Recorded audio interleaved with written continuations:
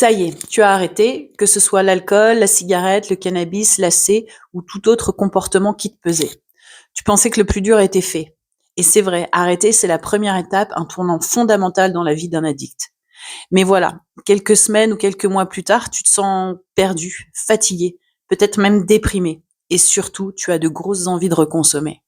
Alors tu te dis, pourquoi je ressens encore tout ça? Pourquoi c'est si dur alors que j'ai déjà arrêté?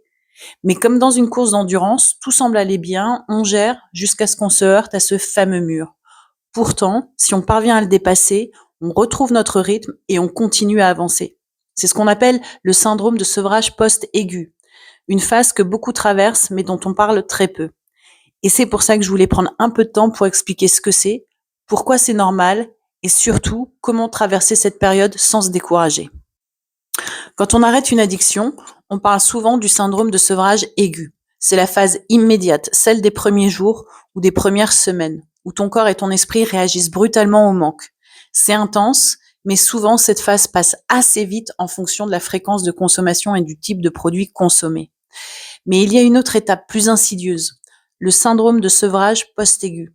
Il peut survenir plusieurs semaines, voire des mois après avoir arrêté. Et c'est là que le doute s'installe. Tu pensais être sorti d'affaires et pourtant tu ressens une fatigue inexplicable, tu as du mal à ne pas bafouiller sur tes mots. Non, plus sérieusement, tu as une perte de motivation ou même un sentiment de vide et des grosses envies de reconsommer. Alors pourquoi? Parce que ton cerveau met beaucoup plus de temps à se réparer que ton corps. Les circuits de la dopamine qui étaient surstimulés par ton addiction ont besoin de temps pour revenir à un fonctionnement naturel. Et pendant cette période, il est tout à fait normal de ressentir une forme de désillusion.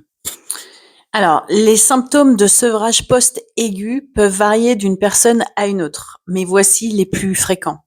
Donc, on a déjà abordé la fatigue persistante, on se sent épuisé même après une bonne nuit de sommeil, des difficultés à se concentrer, des oublis fréquents, une anédonie. Donc ça, c'est cette incapacité à ressentir du plaisir, c'est-à-dire que ce qui te fait vibrer, ce qui te faisait vibrer ou te rendait heureux avant te paraît désormais fade. Alors c'est un phénomène chimique du cerveau. Pendant la période de consommation, en fait, le cerveau était surexposé à la dopamine. C'est cette molécule du plaisir. Et c'est ce qui perturbe son fonctionnement naturel.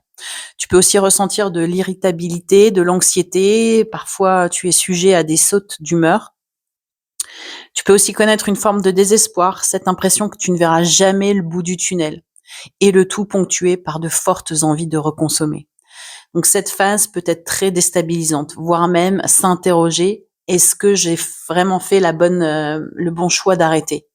Mais rassure-toi, cette phase est temporaire, c'est un processus de guérison, même si ça peut paraître interminable sur le moment.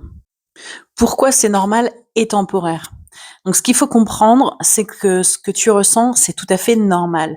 Le cerveau est en train de se recalibrer, mais c'est un processus qui peut prendre du temps. Pendant l'addiction, le cerveau a été surstimulé. Il a produit des quantités excessives de dopamine. C'est cette molécule de plaisir et de récompense.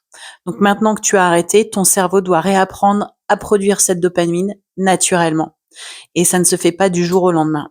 C'est un petit peu comme un champ ravagé par une tempête ou un feu. Tu as besoin de temps pour replanter, arroser et laisser la nature reprendre son cours. Alors oui, cette phase est hyper inconfortable, mais elle n'est que temporaire. Et chaque jour où tu continues, ton cerveau fait un pas de plus vers un véritable équilibre.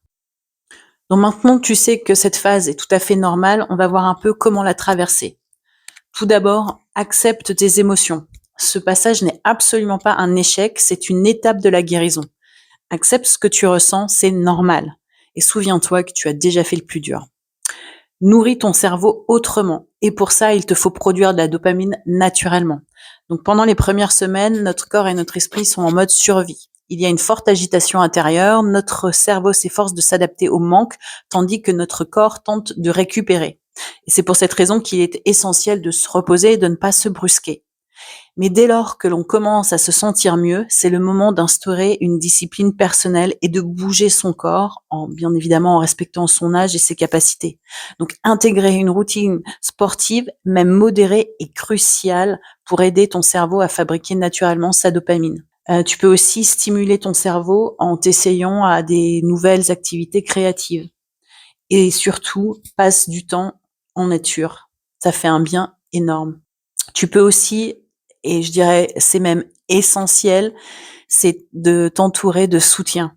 Donc parle de ce que tu ressens, que ce soit un ami ou alors un groupe de soutien. Ça peut être en présentiel ou en virtuel, ou même un professionnel pour te soulager, ou même si tu as envie de me laisser un petit commentaire sous cette vidéo pour échanger, je serais ravie d'échanger et de partager avec toi. Mais il est essentiel, encore une fois, de te connecter aux autres dans cette période. Et puis, bien évidemment, prendre soin de ton corps. Ton corps a besoin d'énergie pour guérir. Donc, rappelle-toi que tu as franchi le plus dur, qui sont souvent les premiers jours.